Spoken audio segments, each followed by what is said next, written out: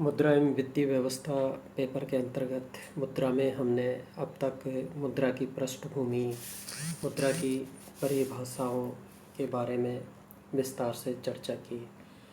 मुद्रा की पृष्ठभूमि के अंतर्गत जैसे जैसे मानव सभ्यता का विकास होता गया और आखेट युग, पशुपालन युग और कृषि युग और आधुनिक युग में मुद्रा का स्वरूप बदलता गया। आधुनिक युग में मुद्रा की परिभाषाओं के अंतर्गत हमने विचारधारा अनुसार और प्रकृति अनुसार मुद्रा की परिभाषाओं का अध्ययन किया। आज हम मुद्रा के अंतर्गत मुद्रा से संबंधित जो महत्वपूर्ण शब्दावली है उनके बारे में अध्ययन करेंगे। इसमें मुद्रा और चलार्थ, मनी एंड करेंसी में भेद के बारे में चर्चा करेंगे। इसके अलावा निकट मुद्रा और मुद्रा आपूर्ति की जो अवधारणा है उसके बारे में चर्चा करेंगे। सबसे पहले हम मुद्रा और चलार्थ में भेद के बारे में चर्चा करेंगे।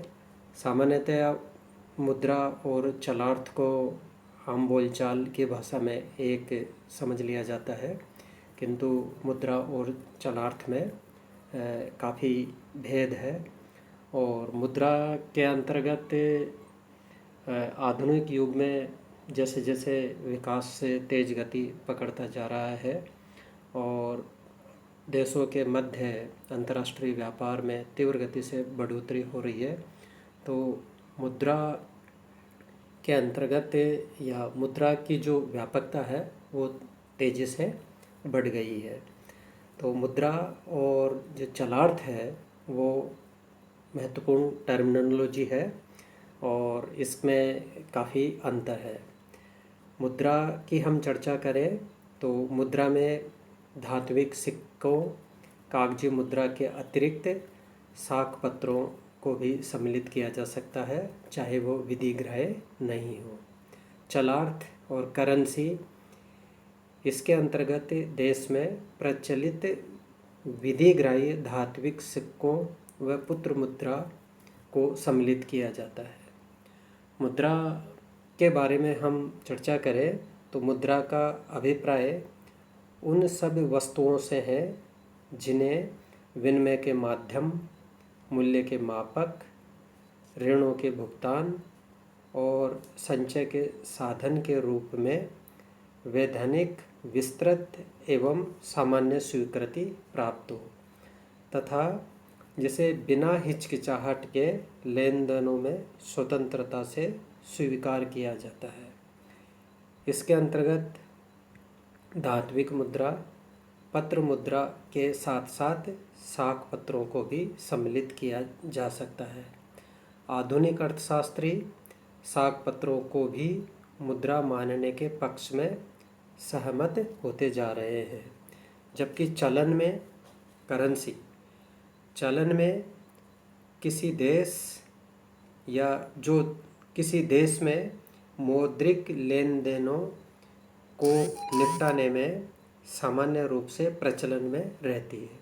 इसमें केवल विधिग्राह्य मुद्रा जैसे धात्विक सिक्के तथा पत्र मुद्रा को ही सम्मिलित किया जा सकता है। करेंसी या चलार्थ में साख पत्रों को चलन में सम्मिलित नहीं किया जाता, क्योंकि साख पत्र न तो वे विधिग्राह्य है और न ही उनमें सामान्य स्वीकृति का गुण है।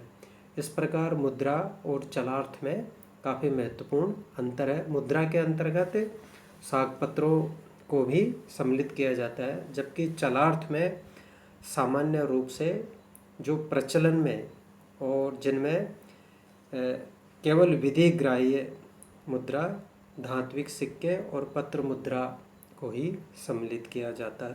साख पत्रों को इसमें सम्मिलित नहीं किया जा सकता।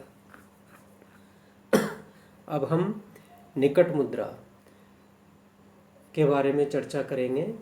निकट मुद्रा का आशय उन वस्तुओं, प्रपत्रों और परिसंपत्तियों से है जो वास्तव में मुद्रा तो नहीं है, किंतु जिन्हें आसानी से मुद्रा में परिवर्तित किया जा सकता है।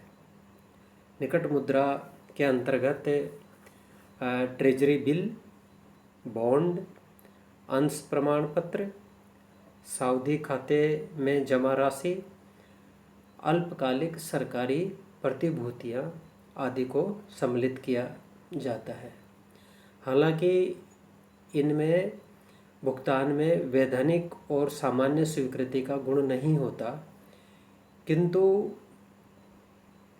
ट्रेजरी बिल, बॉन्ड, अंश प्रमाण पत्र, सावधि जमा खाते में जमा राशि, अल्पकालिक ऋण, सरकारी प्रतिभूतियाँ, ये जो है इनमें उच्च स्तर की तरलता होने के कारण इन्हें आसानी से मुद्रा में परिवर्तित किया जा सकता है।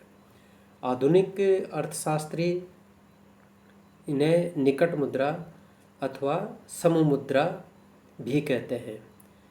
अमेरिकी अर्थशास्त्री मिल्टन फ्रीडमैन बैंकों में जमा ऐसे धन को जो तत्काल मुद्रा में भुगतान के लिए उपलब्ध है, मुद्रा में सम्मिलित करने पर जोर देते हैं। अतः वे सब वस्तुएं निकट मुद्रा कही जाती है जिन्हें आसानी से तत्काल मुद्रा में परिवर्तित किया जा सकता है। तो विश्व में बदलते विकास को दृष्टिगत रखते हुए मुद्रा के अंतर्गत निकट मुद्रा को भी सम्मिलित किया जाने लगा है। और निकट मुद्रा ऐसी मुद्रा है जिन्हें तुरंत मुद्रा में परिवर्तित किया जा सकता है। हालांकि इनमें वैधानिक और सामान्य स्वीकृति का गुण नहीं होता, किंतु उच्च स्तर की तरलता है। इस कारण आधुनिक अर्थशास्त्री निकट मुद्रा को भी मुद्रा मानने लगे हैं। अब हम मुद्रा आपूर्ति की अवधारणाओं पर चर्चा करते हैं।